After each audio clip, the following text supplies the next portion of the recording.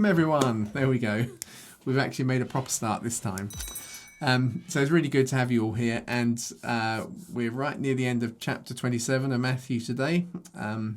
So just 2 more weeks. This week, and we'll try and do all of Matthew 28 because it's a short chapter next week. But let's pray. Lord Jesus, thanks for the time we've got. And Father, I pray that, again, like even as I've prepared these, I see things I hadn't seen before, Jesus. I pray that everyone has that experience today, going, oh yeah, I've seen something different. In Jesus' name. Amen. Amen. So, we're into the dead and buried bit before next week, resurrection, hooray. So at the end of chapter 27 of Matthew. So if you remember last week, we had got to how there were 3 hours of darkness. So at the 6th hour, the sky goes dark, and as we get now, we're starting at around the 9th hour. So around the 9th hour, Jesus cried out in a loud voice, saying, "Eli, Eli, lama sabachthani," which is, my God, why have you forsaken me?" So, I've often puzzled over this one. The reason I say puzzled is one of the things which is a nice little kind of unexpected confirmation of Matthew's origin story. The origin story of the early church is that it was originally, the texts were written in Aramaic, the Logia, and so very often what we find, which is a nice little confirmation of that, is Matthew will often make a kind of comment without doing the translation. So when he says, he will call his name Jesus because he will save his people, it doesn't say because the name Jesus actually means saved. It just kind of leaves it there. There's a kind of an expectation that people understand that salvation is the name Jesus, you see. And that makes sense if he's written originally in Aramaic. But here we have something in Aramaic, but now he's translating into Greek. And I think the best way, which is never from my, it's when we're sometimes too quick and we say it's all one way. So things originate in Matthew, in Aramaic, but at some point, and probably my suspicion is that Matthew himself actually produces his own Greek version. The reason I'm saying that is that as a tax collector, one of the things we know that tax collectors have to do is they actually have to produce reports in Greek. They have to be able to take shorthand in the native language that they're working in, because shorthand is something you take quickly when you're assessing people for tax and you're counting up and measuring their assets and so on. And so it's very, very likely, therefore, you see that Jesus has to take shorthand in Aramaic, so he can write Aramaic. He writes Hebrew. He's very good on fulfillment. He knows the scriptures. He's comes from a Levitical tribe. He's referred to as Levi, of course, in one of the in Mark and Luke when they tell his calling story. So he's come from a Levitical tradition. He's not a priest, but he's a Levite. So he's using his writing skills. He should be using his writing skills to serve the temple. Instead, he's actually turned them over to the Romans, and his ability to both take notes in Aramaic, speak Aramaic, and interview people in Aramaic, but then produce reports in Greek is part of probably why I think Jesus selects him very specifically to be his kind of recordist. And so all having this little bit now translated is that there is a kind of a point, whereas Matthew has now compiled his own gospel, there are moments where he realizes I want to highlight for my Greek readers what this means. So then it raises a question which we'll come to in a minute, which is one of my new little things that I only thought of today. So obviously, it might be wrong, but now I've seen it, I don't think it is.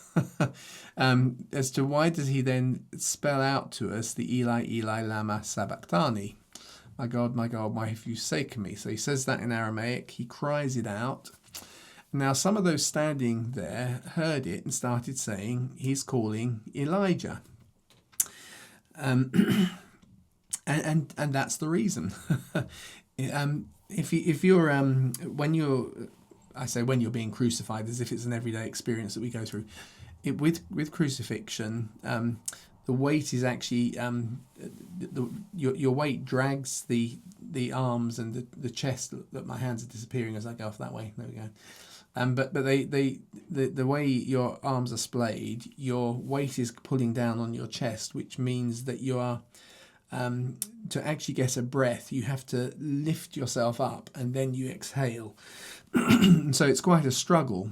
And so actually, if you're thinking about this being said in an Aramaic sense, to take the Eli Lama Sabachthani, the Eli Lama will sound very much like Ilaya. Eli, if you're short of breath, it's coming out fast. It's kind of been commented on in various kind of commentaries that actually all of Jesus' statements from the cross will, well, the very first ones, he's just when he's first been crucified, they're slightly longer, but they get shorter and shorter. And actually it's an effort, and you kind of almost, they come out in bursts. And so in the middle of this, as Jesus is struggling to say the words, which Matthew has told us what it is he's trying to say, those standing around are hearing Eli Lama as Ilaya. Ilaya, you see. That's the way I think what's going on. And so in hearing that kind of cry out to Elijah, and remember, there is a certain level of messianic expectation around the coming of Elijah. Jesus has focused on John as being the fulfillment of those prophecies, but it's been asked of Jesus, are you Elijah, one of the prophets? And so some of those who are hearing, who are aware vaguely of who Jesus is, and suddenly it's so, oh, is he calling Elijah? And there's one person who's contrasted, and again, it's one of those things to notice. There's one. Straight away, one of them ran, took a sponge, filled it with vinegar, and putting it on a stick, he offered it to him. That's in Jesus, just to be clear, to drink. But the rest said, leave off. Let's see if Elijah comes to save him. And that little phrase, you kind of, as you hear it in context, you recognize that the crowds who have heard about Jesus, and have even been excited. Now remember, Jesus is being crucified in the north and easterly side of Jerusalem, just outside, just kind of above and to the east of where the temple is.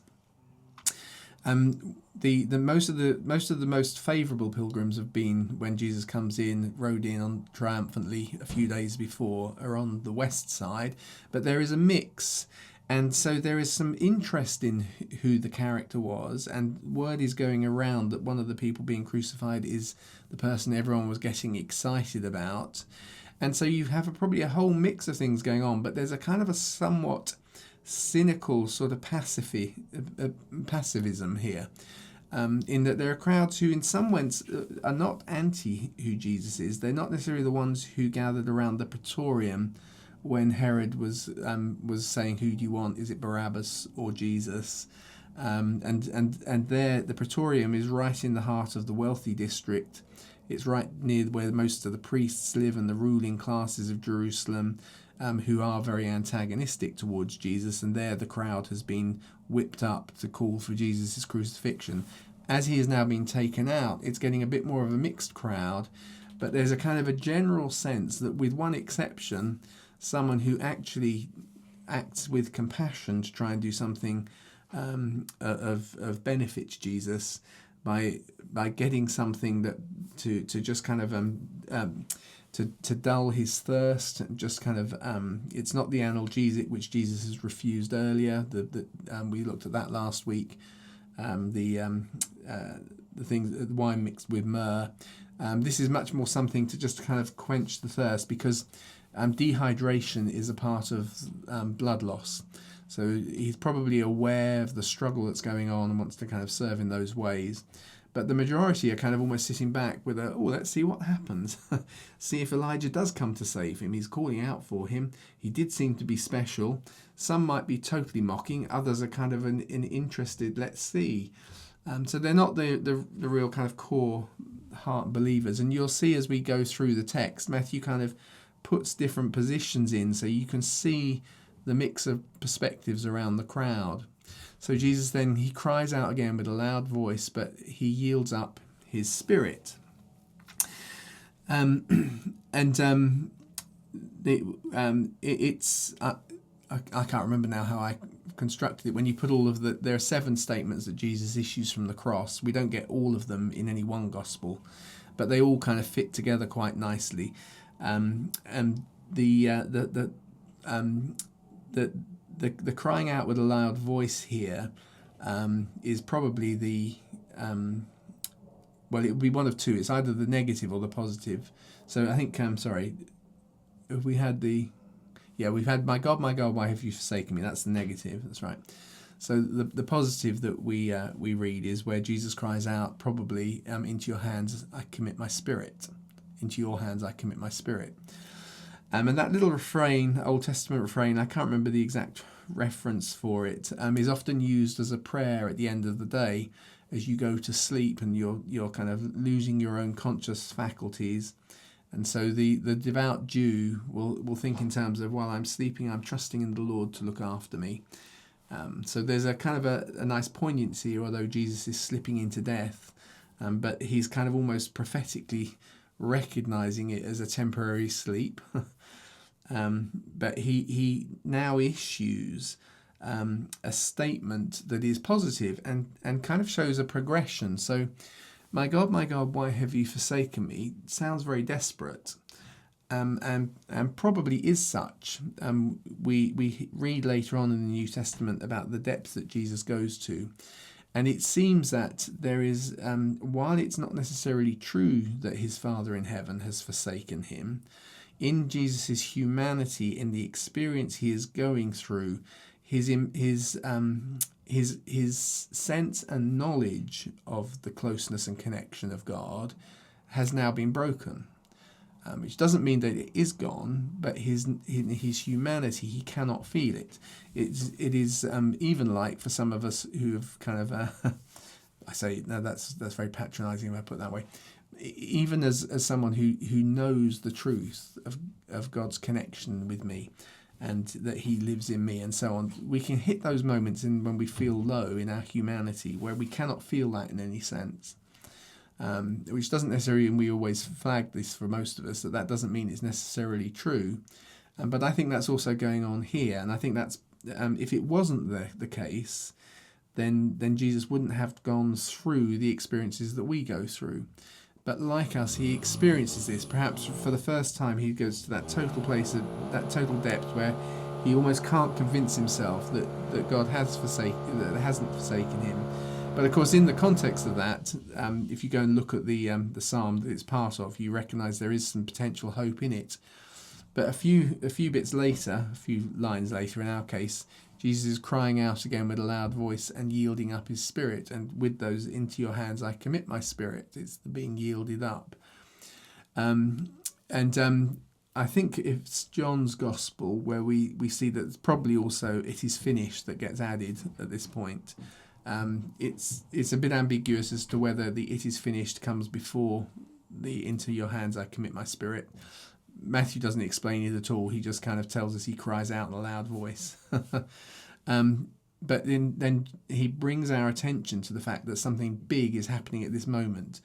This moment where the Spirit, Jesus' Spirit, is being yielded up to the Father in faith, is, if you like, the climax moment of the cross. And Matthew draws that out by what happens. But before we go into the what happens, I want to kind of think about that climax moment is not only is it finished, which isn't recorded by Matthew, so I don't want to spend too long on it, but of course comes actually from the flow of creation, where on day 6 of creation, the actual Hebrew actually almost parallels the same phrase. It is finished. All God's work on the 6th day, all God's work, it is finished, is the way it kind of reads. Although we tend to read, And on the sixth day, God finished all his work, because that reads better in English. But the little phrase there is kind of almost sense of, and all God's work is now finished. This is, if you like, the end of a work process, because we're about to enter into rest. Now, rest has two dimensions to it. One is the peaceful slumber that we can live in because God's work is now finished. That's the blessing side. But equally, Jesus is about to go into his own rest. He's going to go into his own spiritual sleep, his own death. So you see that kind of parallelism that goes with that idea of it is finished. But Matthew doesn't record that, so I shouldn't spend too long on it. But he does go. He does talk about the yielding up of the Spirit, which is explicitly expressed at least in Luke's Gospel, I think it is. Into your hands I commit my spirit. And so what is going on? And this is, if you like, the climax. And the way I like to think about it is, so in creation, God makes man in his own image. And this is day 6. He makes him in his own image. So the image of God sits in man, and man, of course, blows it. That's what the fall is about. And because previously God has given mankind, in creation, God has given mankind authority. He creates on day 6, he creates them, male and female, he creates them, and he gives them authority and dominion on earth. And they are the ones who've made the mess. There is a kind of a sense in which now, to fix it, God is stuck with a bit of a dilemma. So either he takes away the gift that he'd already given people, he'd given them or dominion to express his godlikeness, that express their godlikeness. The fact that they were in the image of God, because God has dominion, so he gives mankind a domain in which he has dominion. But now, a bit like when a child is given responsibility for clearing up their room, if they mess it up, when the parent comes and goes, oh dear, they got it wrong, I'll do it, there is a kind of a sense in which they never really had it. They never really had that authority. There's a point comes where a teenager comes along where the parents have to say, do you know what, it's your responsibility. I want you to be that adult that you're growing into. I want you to express the image that I have. And so God has given authority on earth within creation to humankind. If he now fixes the problems that humanity have made, they themselves are not growing up, but he solves that problem in a kind of a novelish way, or a way we don't expect, which is he himself takes on our humanity, and in our humanity he fixes things. And so there is a kind of a sense in which but he fixes things. I need to get the order right as I say these things. He fixes things in a way that actually changes all of us. So we all become participators in his victory in fixing things because of the Spirit that lives in us. And that Spirit is now what's at focus here, the Spirit that is being yielded up. It's the Spirit of God constrained to a human experience, to the degree that, like a human spirit, it can experience God-forsakenness as the things of life crush in on it, and the things that need to be fixed are creating that sense of separation. But right the way through that, even in its expression of God-forsakenness, it expresses it using Psalm, I can't remember the number as I'm thinking now. Is it 23? No, not 23. That's the Lord's my shepherd. Is it?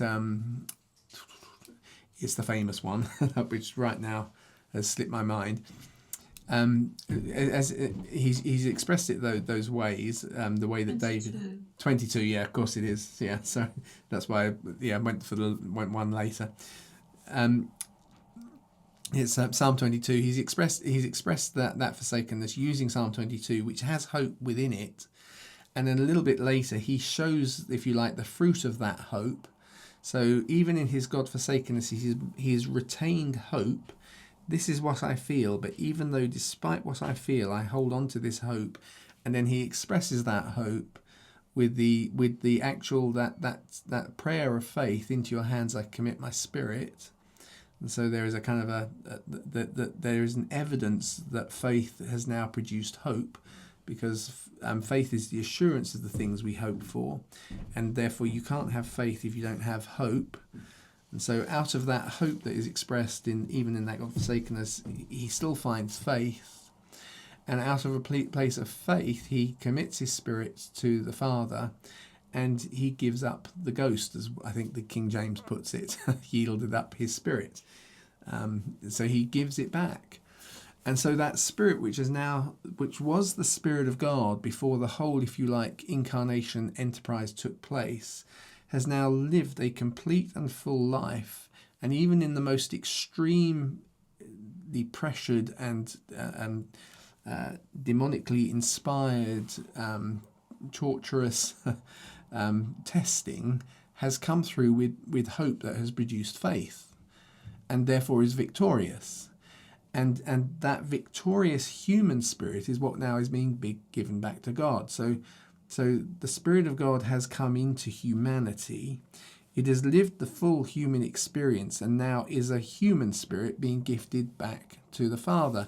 And that kind of spirit transaction, I think, theologically, I know I'm going beyond the text today, but as I've reflected on this over the years, seems to be what it is that Matthew is trying to draw attention to here by telling us how, as he says these words, or as he goes through the act of giving the Spirit back, look what happens. The veil of the temple was torn in two from top to bottom. So that has significant meaning for Matthew's readers. They understand what it means. Now, we understand, of course, that there's an earthquake. We know that. The earth shook during did we read that last week? See, all the Gospels blend in together after a while. You can't remember which ones they come from. But we know there's an earthquake, and we actually have physical evidence of that. You can see it in. It was discovered in. There was an unknown. I say unknown. When they took sedimentary drills, kind of piles in the Dead Sea, they actually discovered evidence of an earthquake that happens in a 7-year window, because each year there's a different layer of sediment, so you can see the layers. And when there's an earthquake, a lot of them get shaken together. So you can't tell exactly which year it was, but you can tell a kind of a period. And the only ancient document that records anything in the periods from about 30 AD to 36 AD, I think it is, they kind of estimate this earthquake took place.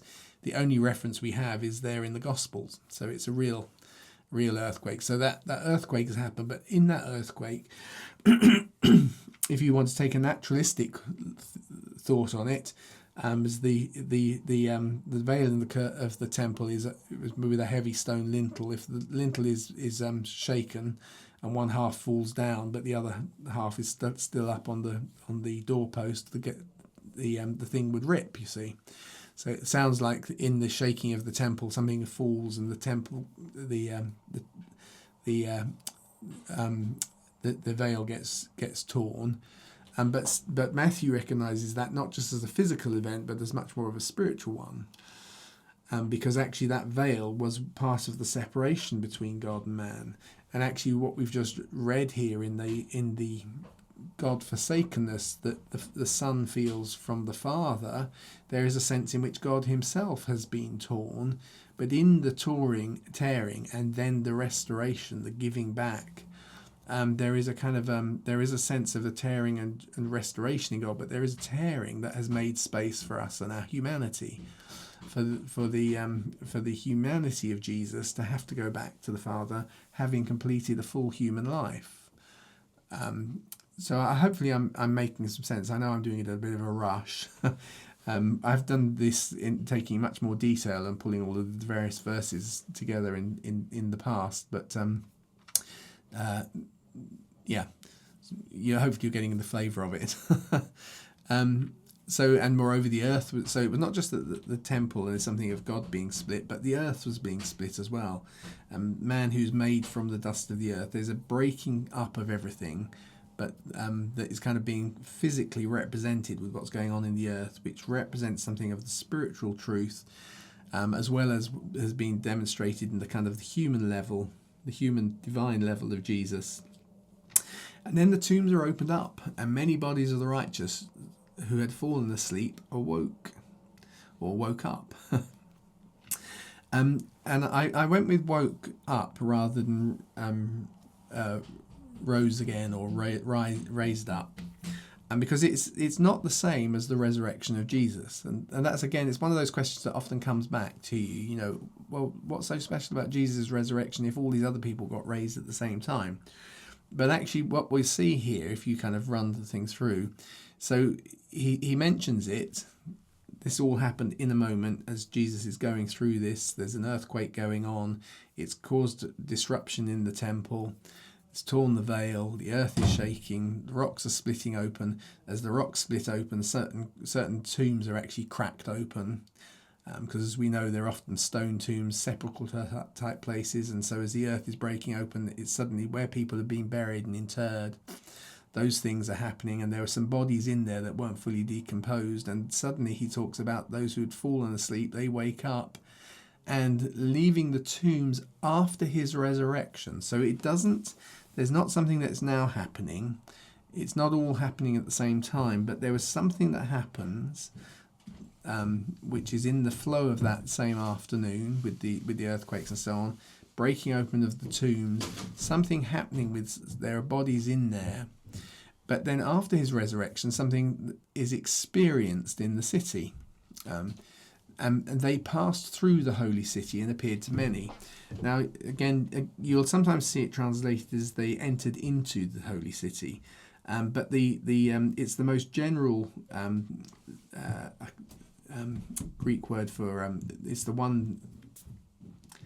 I can always tell you how. See, my Greek is not good enough to remember these things directly. Where is it? Let's go here.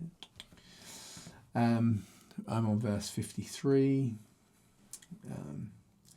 So they came out of their graves and went into the city. It's the oh no, it's not. Yeah, okay, it's not the the more common one. Sorry, the more common one is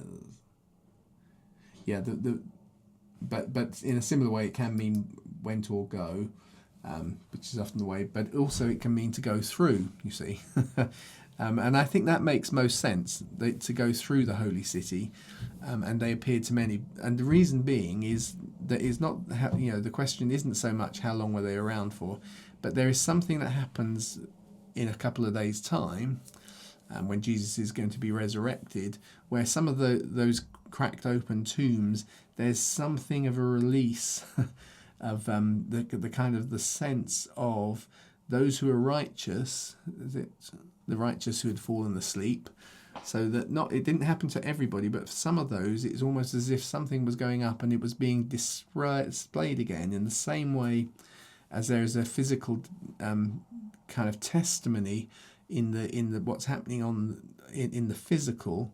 There is also a kind of a spiritual testimony that goes with the resurrection, which Matthew is recording here, but he's seen it starting with the crucifixion, which broke open the tombs, and then after the resurrection, actually there was people having a sense or a knowledge of, in some way, some of those who had died and who were righteous, kind of almost in that place of ascending back to the Father. So there's a kind of a very clear. Matthew has provided a written testimony of the details, but in his written testimony, he's tried to illustrate that there is a very massively supernatural testimony that includes dead people who have come back and are heading to the Father. Includes the physical structure of the earth. It includes the religious system with the temple being torn in two, and it's all happening with this sense of from the victory from separation through a place of hope to produce faith, into giving up my spirit, handing over the spirit. The transaction's gone down, transaction goes up, and so to kind of now do something slightly odd, refer to something slightly odd that's not here in the text of Matthew, but I think as you start to see it theologically, is that Hebrew weddings take place in two phases.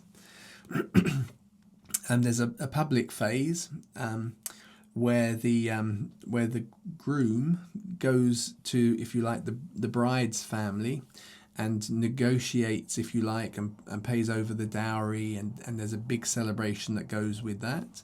Then he goes back and he prepares a place for the two of them to live, and then later she comes with the big procession and the singing and joins him.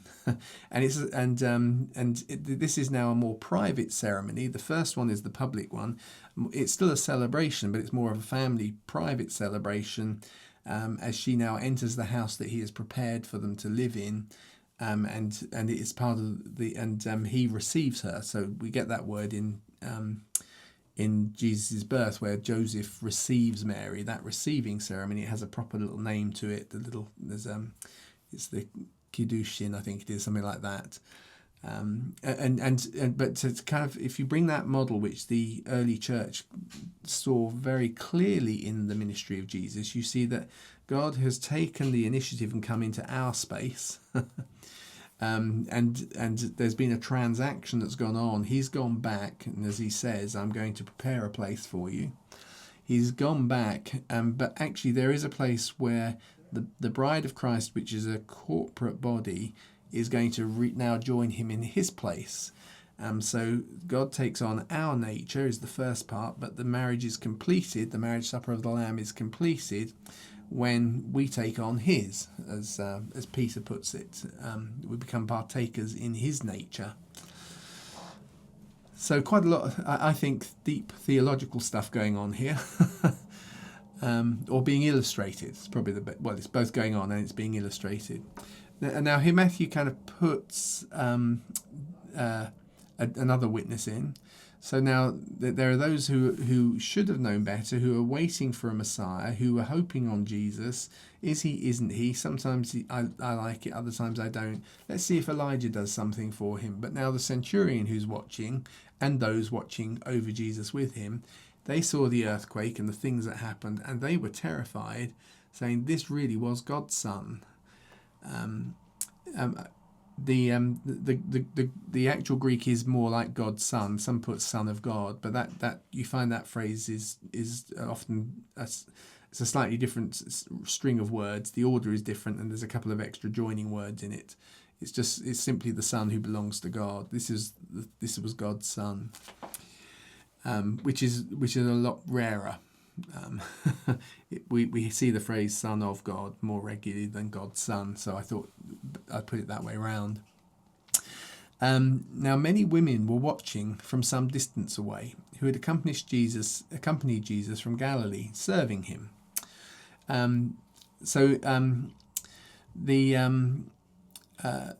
The thing I wanted to draw out here is there are several women that we regularly I find I regularly kind of go to because we kind of know about their actions in the rest of the flow of the story. But actually the reference to the women watching is that there were many, and so not all of these necessarily have make it all the way through to the resurrection experiences. But probably we do know, and we can infer from the references, that there were more who do than we actually know the names for. In those of you who've done the walk through the last week, I often use Susanna as who's a woman we know from Galilee, who'd accompanied Jesus from Galilee, who's often there, normally with Joanna. We read about Joanna in the resurrection experiences, so I assume that she's probably one. The Orthodox Church treat Martha as another, although she never gets referred to, but is seen as being there and also going on the day of the resurrection as well. But here we get a bit of a list, which we find are kind of quite common in the other Gospels. Luke specifically mentions Joanna, so among them was Mary Magdalene, Mary the mother of James and Joseph. Now, Mary the mother of James and Joseph is actually married to Mr. Clopas.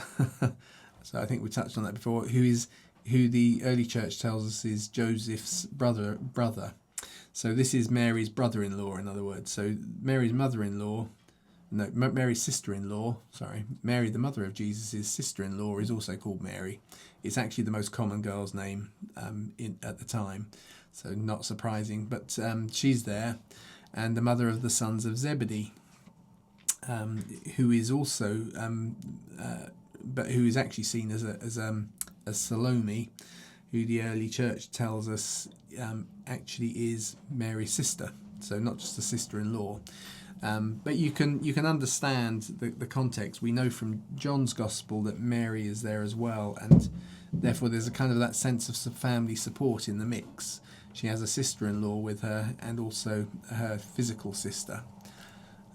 And John is there as well, and the mother of the sons of Zebedee would be her too. Just interesting again, I think I've touched on this before. We looked at it a couple of weeks ago when we saw how Rufus, isn't it, that was named by Matthew when in carrying the cross. No, that's his son. What's his name from Cyrene? Anyway, when Matthew names someone, there's often a reason. And Matthew names Zebedee a huge number of times. He's actually mentioned, I think, 22 times in the Gospels altogether, and mainly in Matthew, but that may just be because Matthew's bigger than the rest. Although he's referenced as a qualifying person to identify James and John. So James and John, the son of Zebedee. See. There's just one occasion which actually comes in Mark's Gospel, where Zebedee actually does something. So in Mark's Gospel, at the beginning of Jesus' ministry, when Jesus calls James and John, they leave Zebedee, and Zebedee stays with the hired servants. And that little reference, though, is useful to understand, because it actually tells us that that Zebedee is a pretty successful businessman in his fishing business.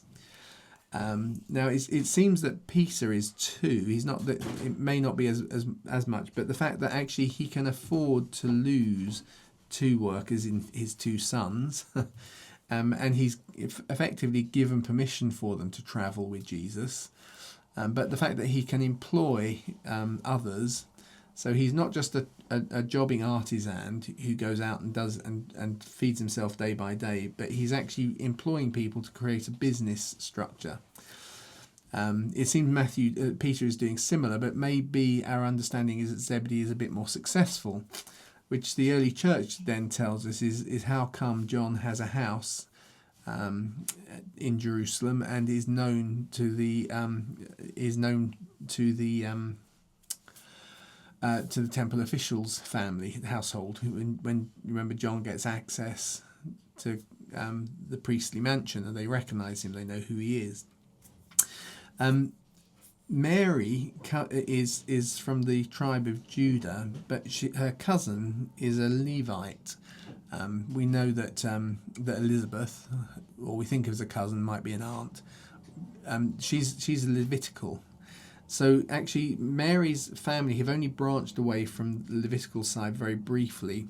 And actually, if Zebedee is also from a Levitical family, and he's married, although Salome, if she is Jesus' mother's sister, would be from Judah, because the son from David, she can only be about one generation split away from actually once being on the Levitical family. So she's married outside, and therefore adopted her husband's somebody that married out of the priest of the tribe of Levi. priests are only supposed to marry within the tribe, but Levites often will marry outside the tribe. Now, why am I going on all that? I'm just thinking it's very nice how everything fits together, in that you can see John's access to the priestly mansion. If he has a wealthy father who hires and employs people, and they own a house in Jerusalem, actually may well be kind of in trading relationships with that kind of those wealthy people in the west side of the city of Jerusalem. So the kind of, if you like, the church traditions actually fit nicely with the text, and actually fit with the kind of a social history of the way in which things kind of work and operate. Anyway, keep going, keep an eye on the time. It was early evening now, so it's kind of Matthew brings us back, having kind of flagged on different people's responses, having seen what's gone on with Jesus. So it's early evening now. A rich man from Arimathea, so another type of person, again, someone who's part of the Sanhedrin, named Joseph, who also, was also Jesus' disciple, came. So here in Matthew, Joseph is described as a rich man, and it's possible that I've seen various in some of the early kind of manuscripts of the that are kind of the apocryphal books, and therefore we don't take them massively seriously, but we find various references, but to the rich man that comes to Jesus and who went away sad because he was very wealthy. And I tend to think there's a nice bit of sense in that, if that is the case. Remember that it doesn't happen near Arimathea, but it's not a million miles away from. They're both in Judah. It happens near Jericho, where someone near Jericho comes and approaches Jesus, who's a very wealthy man who had a lot of money, who wants to follow. Jericho is the heart of Pharisaic Phariseeism. We obviously Jerusalem is an important part, but they have a centre around Jericho as well. So actually he's from that Pharisaic thread. He's on the Sanhedrin. He is therefore a ruler. There aren't many rulers. He's often described as a young ruler and very wealthy. If he's the same person, then we have a little bit of a backstory for this person who suddenly pops up in Matthew's Gospel. From John's Gospel, of course, we know that that he's there in the Sanhedrin as well. So, pardon me. Anyway, so he went to Pilate and asked for Jesus' body, and at that time, Pilate ordered that the body be given over. So I want to draw out a little contrast here. So here in verse 58, Pilate commanded or ordered the body to be given over. So Joseph took the body, wrapped it in a clean linen cloth, and for some reason this is split over three verses. See, verse 58, verse 59, and I've got the ... and then more ... and laid it in his own new tomb. So from a translation point of view, it makes much more sense if it was all one verse. That he went to Pilate, asked for Jesus' body. At that time, Pilate ordered the body to be given over. Joseph took the body, wrapped it in a clean cloth, and laid it in his own new tomb, which he had cut out into the rock. Then he rolled a large stone to the opening of the tomb and left. And Matthew just sets up a little bit for us by pointing out that Mary Magdalene was there. So she's physically there. And the other Mary sitting opposite the tomb.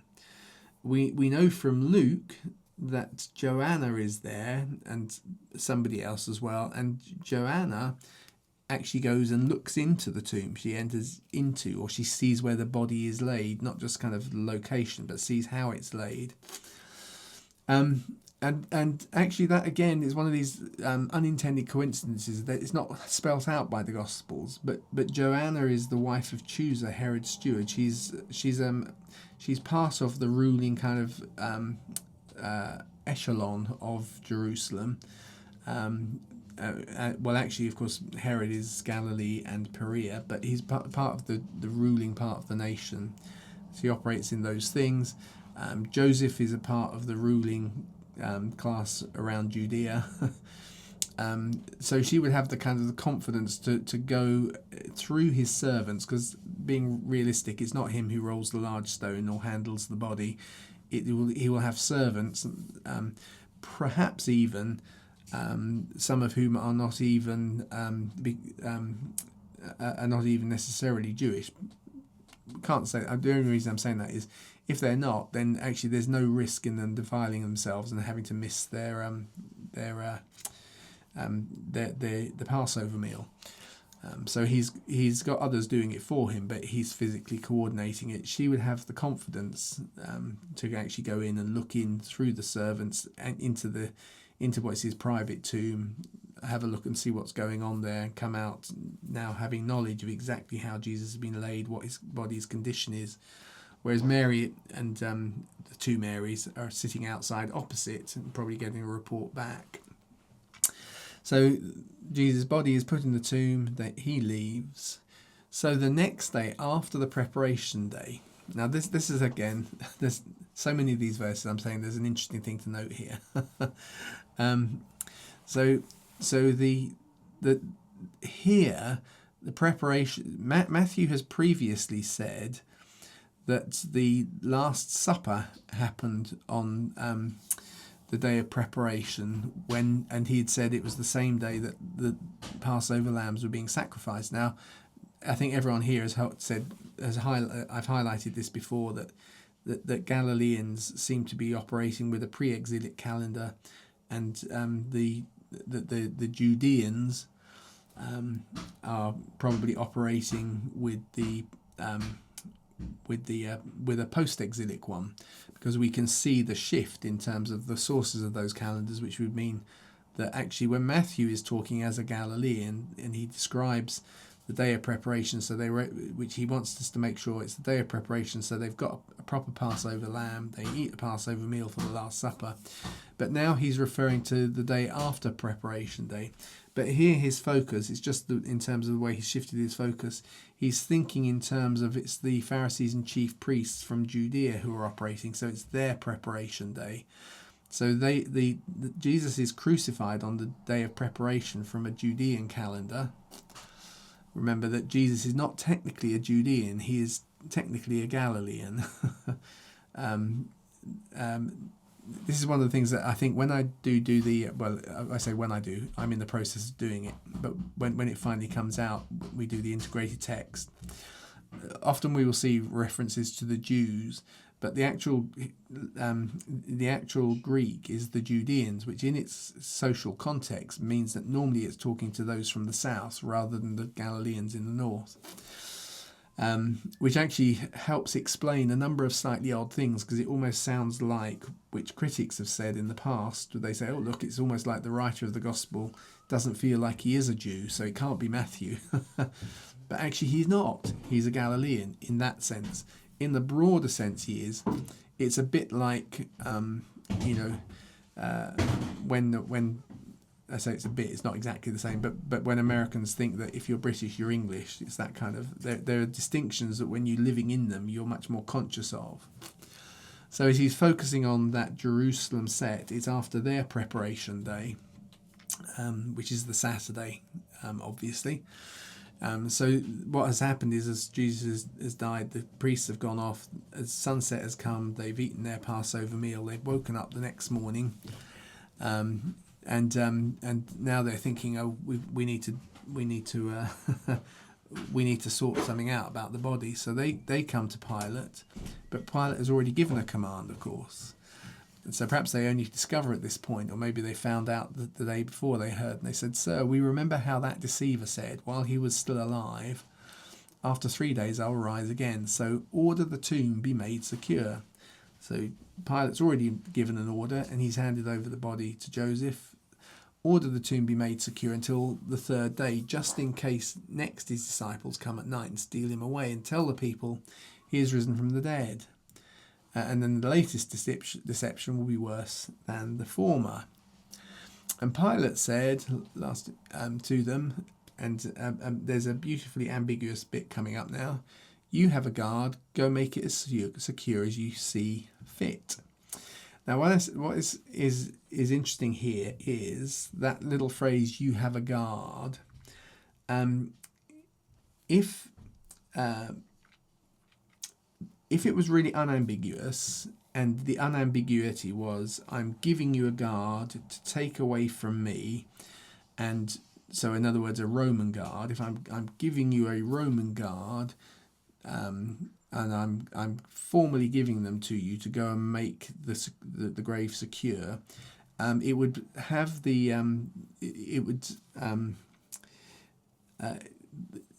you would have a different verb to have. You would have take probably, and it would be in the aorist tense. So you take a guard, and the aorist implies a start and a finish because it's got a certain level of continuity to it. But this is not. It's in the past.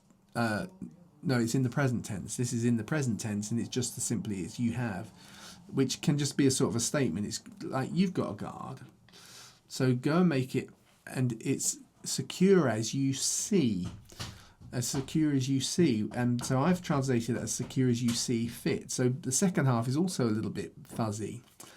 The thing I want to emphasize here is that there's nothing imperative in what Pilate says here. In that sense, he is not commanding this. It is like in his frustration with these people, he's forced them to do what he hadn't done. He is making a statement to them. Now the question is that guard Roman or is it Jewish? And I've often thought it's probably Jewish, but now I think I've changed my mind. But the reason I thought it was Jewish was it creates a problem if they were Romans, and I think I've solved that. So the actual word for guard here, it's not a physical guard, it's a group that guard you. So I think the King James has a watch. You have a watch. I've got a watch. I don't actually have a watch. Sorry, bad joke. You have a guard. It's actually the word. You have a custody. You have a group of custodians. You've got people who whatever. But I suspect, if you remember, on the night of Jesus' arrest, there's been people with cudgels. Now that's not Roman soldiers, but Luke has also said, and the cohort was there. Now if it was the whole cohort, that's thousands, but it's probably a representative of the cohort. And so I think through this whole process there has been, if you like, some certain Roman soldiers that have been delegated, which was probably for the purpose of the arrest, to make sure the arrest takes place in an orderly way and doesn't cause a riot, because it was very sensitive in the arresting of Jesus at night. They have received a representative group, and so this is really a statement. If you've already got some soldiers, you go and make it as secure as you see fit, and the instruction is given to the priests and the Pharisees, but it's not given to the soldiers. So the soldiers are not under a kind of a Roman order to do this. They are under a Roman order to work with the priests in what they need to do, and the chief priests and Pharisees have been told by Pilate, but not instructed or given a formal command, to go and secure the tomb as they see it's necessary. So the whole impression you're getting is, rather than, if you like, Pilate going, "I'm giving an order, sending the soldiers, and they're going to secure it with a Roman seal." So it said they went and made the tomb secure, sealing the stone with a guard. Now, the sealing would imply actually the imprint of but the word is often used in a kind of metaphorical sense. So, and actually the phrase is, they were sealing the stone with a guard. So is the guard itself the way they've sealed it? I think that's not necessary. I think that probably that group but they haven't been instructed by Pilate. They have just been delegated to work with the authorities alongside. They already were working with them. Pilate has instructed the priests, "You're quite welcome to go and secure it." They've gone to secure it. They probably have put some sort of Roman imprint into it. Now, why am I spending time saying all of that? It's because next week, when we look at these things, when the resurrection happens and the guard realise they failed, they tell the priests, because they've been working with them, it's already happened. The priests say, "Don't worry, will say to Pilate. So they are the soldiers are obviously required to report back to Pilate, but it's not too bad because Pilate didn't actually instruct them to formally seal the thing. He kind of dismissed the delegation had come to him, the priests and the Pharisees, to go and make it secure, and we'll just say that the disciples came and stole him. Now, if there had been a formal breaking of a formal order, that wouldn't work. Pilate wouldn't be put off by that. But if it's more that they failed to do what they thought they would do, but actually the chief priest can say that he obviously came and stole the body. They probably did it the night before we even got down there. It wasn't a formal order to formally seal and secure the grave. It probably, though, when the soldiers got there, they probably checked that the body was there and they were going through it. But there's enough kind of, if you like, ambiguity that allows them to establish that story with the soldiers answerable to Pilate, and for them not to be executed and in big trouble, and therefore take the lead of the priests. So, look, we've taken the whole hour, and now I'm saying, would anybody like to ask any questions?